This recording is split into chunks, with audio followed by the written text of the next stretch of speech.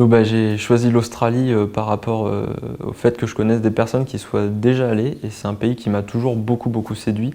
Déjà pour la faune et la flore, parce que c'est vraiment un pays magnifique avec des paysages fantastiques, vraiment superbes. Et ça a vraiment une faune très exotique, très particulière. Donc là au moins on est sûr d'être dépaysé là-bas. Il y a des super plages pour faire de la randonnée palmée, etc. Parce que je suis vraiment un gros fada de nature, on va dire. Et le deuxième choix aussi, c'est parce que apparemment les Australiens sont vraiment super cool. Contrairement en France où on est assez carré, on est pas mal formaté dans des carcans comme ça, dans des stéréotypes. Là-bas, en fait, tout le monde s'habille un peu comme il veut. On peut avoir un patron de banque avec une vieille crête rose fluo. Enfin, c'est vraiment beaucoup plus ouvert, très cool. Les gens s'aident, s'entraident beaucoup.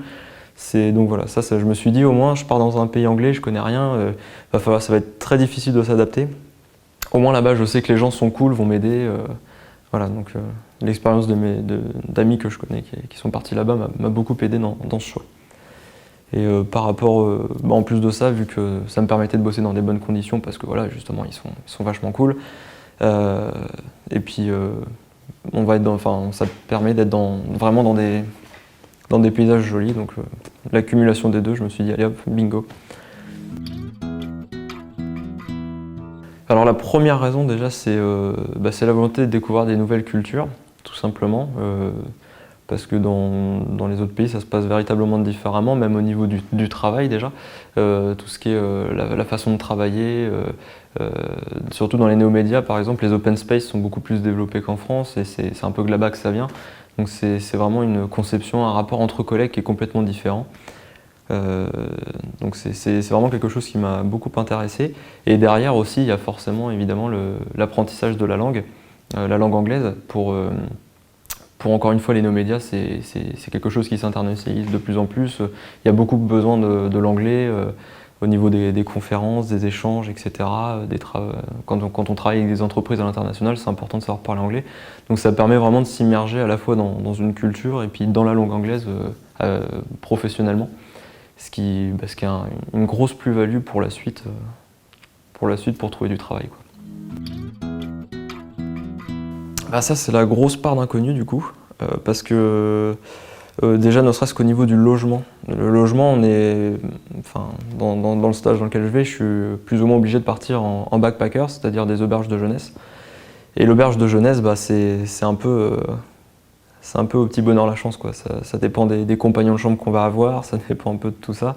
Généralement, c'est plutôt la fête, mais alors du coup, visiblement, quand on a envie de dormir, vu que c'est la fête tous les soirs et que les gens ils sont plus là pour visiter le pays que pour taffer, on se retrouve à pas pouvoir dormir de la semaine quasiment. Donc ça c'est ma petite inquiétude, on va dire, vraiment.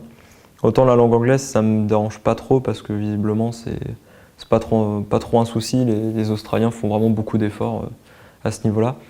Et puis ils adorent les Français, visiblement. Donc ça c'est quelque chose de bien. Mais ouais, c'est vrai qu'au niveau de la vie, je sais que la vie est chère, donc c'est pareil, ça va devoir demander de gérer un budget assez serré finalement, parce que même si le salaire est assez élevé, on est de l'ordre de 1100 $ par mois. Donc ça paraît impressionnant, mais vu que la vie est très chère là-bas, l'alcool c'est très cher. Voilà, ça va être un peu difficile. Mais bon, par contre, après, ils mangent pas vraiment de la même façon que nous. Je sais que la viande rouge, par exemple, est pas très chère, mais donc voilà, je pense que ça va se gérer comme ça, quoi. Mais vu que les gens vont être cool, je pense que dès qu'on a une question, on peut la poser, donc je pense que ça va bien se passer. Ça, forcément, on se pose la question, est-ce que mon niveau est suffisant ou pas? Généralement, il faut quand même avoir un minimum de niveau déjà à l'écrit parce que tout va être écrit en anglais, puis surtout oral. Et je sais que les Australiens ont un accent qui est très particulier, qui est vraiment différent de l'anglais qu'on apprend, l'anglais d'Angleterre tout simplement, l'anglais européen on va dire. Et du coup pour comprendre, moi je sais que je connaissais des gens qui étaient très bons en anglais mais qui ont eu un petit temps d'adaptation avant de bien comprendre, quoi. C'est pire que des Texans en fait, apparemment, pour faire une état de comparaison. Et du coup forcément ça fait un peu peur, mais bon après apparemment les Australiens font beaucoup d'efforts pour essayer de nous comprendre et tout, donc je pense que ça va bien se passer. Je connais des personnes qui ont un niveau inférieur au mien qui sont parties en Australie avec qui ça s'est très bien passé, donc je pars quand même plutôt confiant. Alors la préparation du voyage, alors à la fois ça paraît compliqué, mais ça l'est pas tant que ça, mais un petit peu quand même. Déjà, la priorité c'est bien sûr de s'occuper du visa. Donc le plus simple c'est le Working Holiday Visa.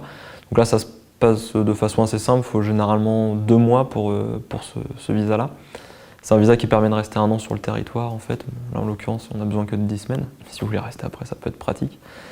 Et donc tout est expliqué sur le site internet en fait. Bon par contre en anglais forcément. Et en fait ils vous disent vraiment toutes les démarches qu'il y a à faire.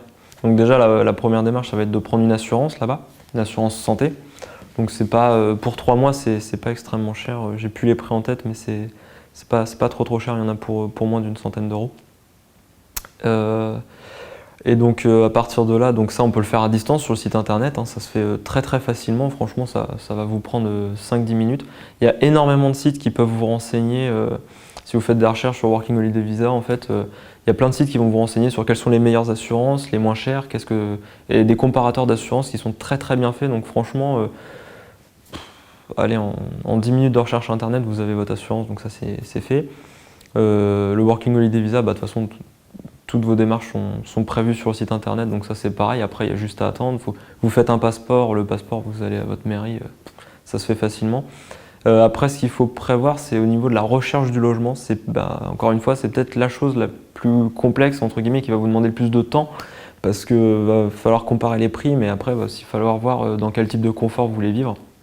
Là, le mieux, c'est de regarder tout simplement les commentaires des gens, sur les différents backpackers. Il faut aussi savoir que tous les backpackers ne vont pas autoriser un long séjour. Il y en a qui autorisent un séjour de maximum 1 semaine. Donc ça peut être...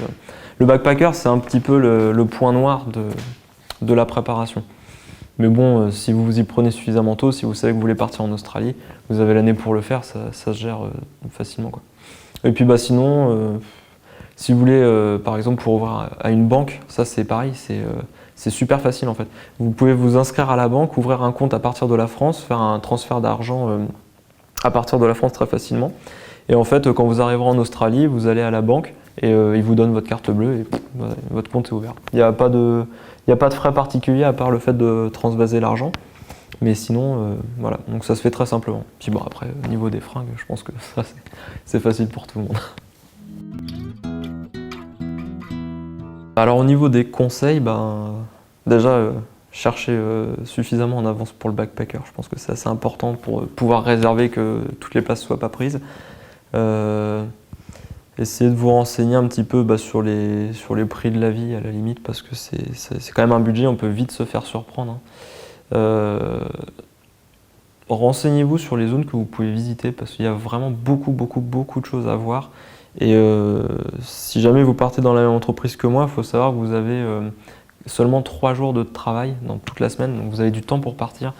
Et ça, c'est vraiment royal, quoi. Ça veut dire que vous allez vraiment pouvoir partir un peu, partir avec des gens, aller sur les sites pour se renseigner parce qu'il y a plein de gens qui partent et s'ils partent pendant vos périodes, par exemple, vous pouvez pourquoi pas vous prévoir un petit voyage à travers les sites en français, c'est vraiment pratique, quoi. Avoir un PC portable. Et puis ouais non franchement il n'y a pas... Faut vraiment pas stresser parce que les Australiens apparemment sont vraiment cool donc si vous y allez même à l'arrache ça se passera bien.